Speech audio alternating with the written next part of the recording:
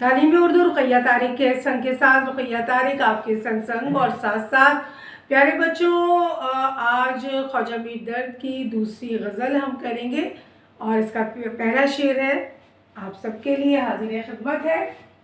تجھی کو جو یہاں جلوہ فرمانا دیکھا، تجھی کو جو یہاں جلوہ فرمانا دیکھا، برابر ہے دنیا کو دیکھا نہ دیکھا۔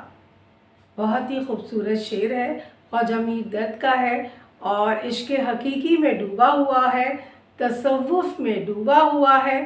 اور آپ سب کو معلوم ہے ہم خواجہ میر درد کو تصوف کا امام کہتے ہیں، اور تصوف کا امام ایسے تو نہیں کہتے، ان کی شاعری میں ہمیں اللہ کی محبت، عشق حقیقی کا رنگ بہت اچھے طریقے سے نظر آتا ہے۔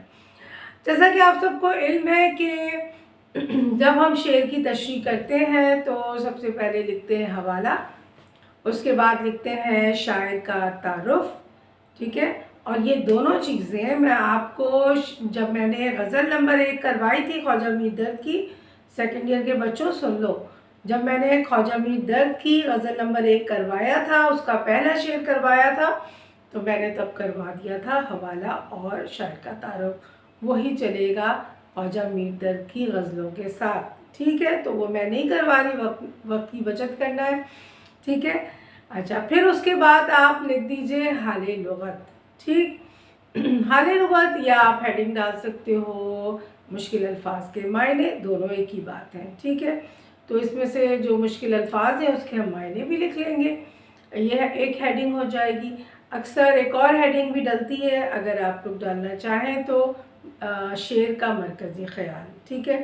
تو اس شعر کا مرکزی خیال، جیسا کہ شعر کو سنتے ہی دیکھتے ہی آپ پر ظاہر ہو رہا ہوگا کہ اس کا مرکزی خیال ہے اللہ کی محبت اور ان لوگوں کی طرف اشارہ کرنا جو اس حقیقت کو تسلیم نہیں کرتے کہ اللہ تعالیٰ ایک ہے، اسی نے کائنات بنائی، کائنات کی بڑی سے بڑی چیز سے لے کر چھوٹے سے ذرے تک اللہ تعالیٰ نے ہی یہ ساری چیزیں تخلیق کی، اور اگر آپ سمجھ سکو تو اس ایک ایک ذرے میں ہمیں اللہ تعالیٰ کا جلوہ نظر آتا ہے، جلوہ نظر آتا ہے، یعنی ہم یہ سوچنے پر مجبور ہو جاتے ہیں کہ یہ چیزیں کوئی اور نہیں بنا سکتا۔ پھول کو ہی دیکھ لیجئے، کتنے خوبصورت پھول ہوتے ہیں، اور اس سے ہم دیکھ کر اندازہ ہوتا ہے کہ بے شک یہ تخلیقات کوئی اور نہیں اللہ تعالیٰ ہوگا جو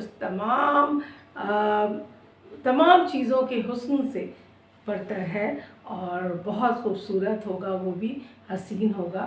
تو ہمیں کائنات کی ذرے ذرے میں اللہ ہی کا جلوہ، اللہ ہی کا نور ظاہر ہوتا نظر آتا ہے۔ مگر کہہ رہے یہاں اگلے مصرے میں دیکھیے کیا کہہ رہے ہیں، برابر ہے دنیا کو دیکھا نہ دیکھا۔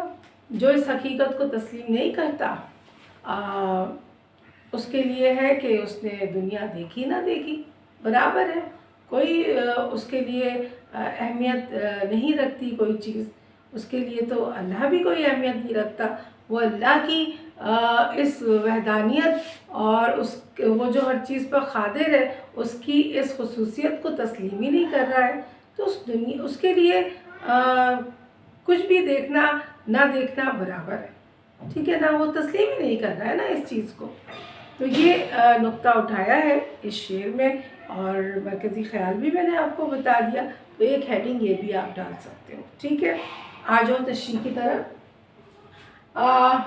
حال لغت یعنی الفاظ معنی آپ لکھ سکتے ہو، تجھی کو آپ کو مراد اللہ تعالیٰ، یا یہاں جلوہ فرما ظاہر ہونا نظر آنا، ٹھیک ہے۔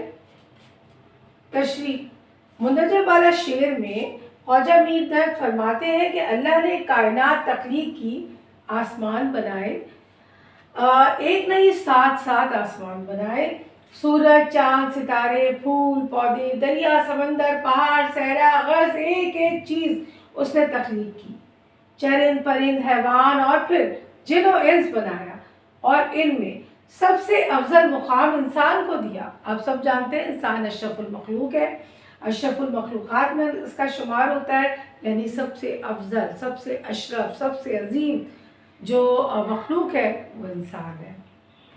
یہ تمام چیزیں ایسی ہیں کہ ہم سوچ بھی نہیں سکتے کہ اسے کوئی اور تخلیق کر سکتا ہے۔ ایک ہوش مند، ایک دانا، ایک سمجھ بوجھ والا انسان یہ سوچ بھی نہیں سکتا کہ یہ ساری چیزیں کوئی اور بنا سکتا ہے۔ دنیا کے ذرے ذرے میں ہمیں اللہ کا وجود، اس کا جلوہ نظر آتا ہے۔ اگر یہ سچائی کوئی نہیں سمجھتا تو اس نے غرض کچھ نہ سمجھا۔ اس کا وجود بے معنی ہے، اس کا ہونا نہ ہونا برابر ہے۔ اس کا مطلب اس کی دنیا دیکھنا نہ دیکھنا برابر ہے۔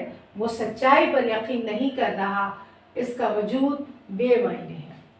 ٹھیک ہے نا؟